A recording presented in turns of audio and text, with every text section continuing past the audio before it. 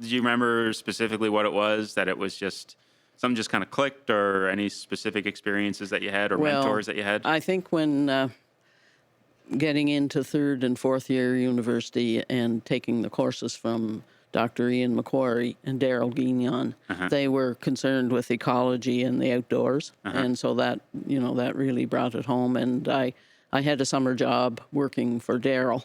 So that was a lot of fun.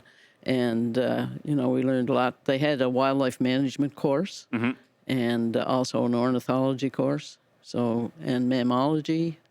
Yeah, so, there was practical information that we were learning. Yeah.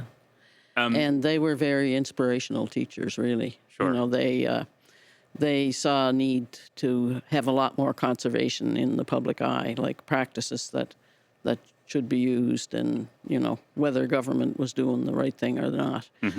They might tell them what was the right thing. And just for reference, this was probably in the 70s? Yes, in the early 70s. Okay, yeah.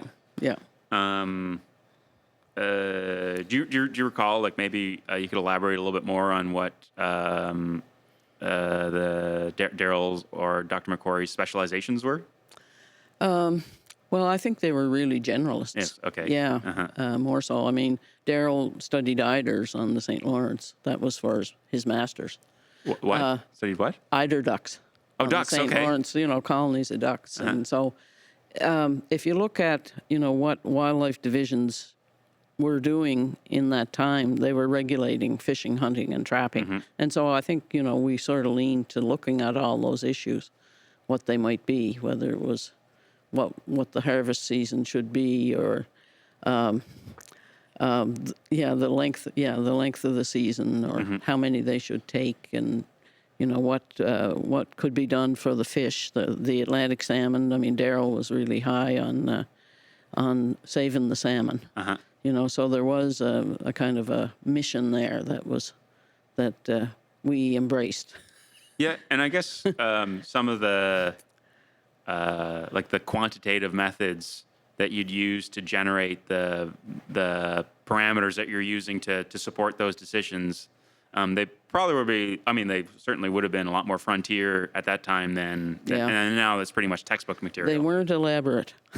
No, you don't. You're counting fish. Right. Or counting ducks. But there's I guess there's a sampling methodology and an analytical methodology that we were probably coming together in a way that was probably novel for the people that are just setting policy.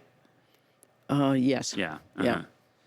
Did you ever go out on any of those expeditions with those guys?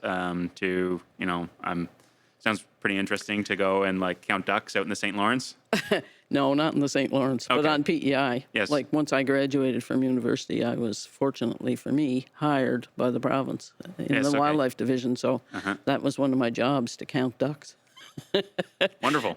Duck, and it sounds better. We did duck surveys, waterfowl surveys. Yeah. And documented, when the broods were out, all that kind of stuff. Yeah. Similarly, I count trees for a living. Yes. But we're establishing timber inventories here. Right on. Yeah.